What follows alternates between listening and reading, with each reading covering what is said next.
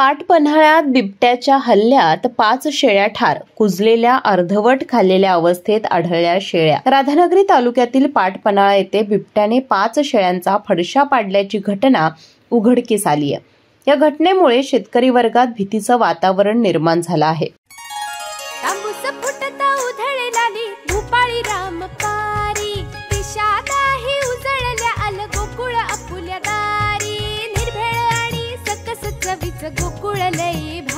गोकुळची दर्जेदार दुग्ध उत्पादने। गोकुळ, अस्सल चव कोल्हापूरची।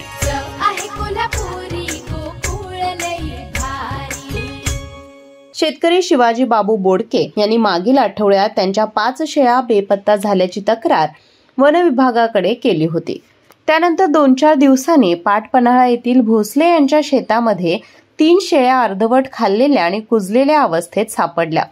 घटनास्थळी बिबट्या आणि तिच्या बछड्यांचे पायाचे ठसे आढळून आले। झालेल्या पशुधन हानीचा पंचनामा करून नुकसानी प्रकरण तयार करून वरिष्ठ कार्यालयाकडे सादर करण्यात आले आहे। या घटनेमुळे परिसरात बिबट्याचा वावर असल्याचं स्पष्ट झालंय। वारंवार होणाऱ्या बिबट्याच्या हल्ल्यांमुळे पशुधनाचे मोठे नुकसान होत आहे।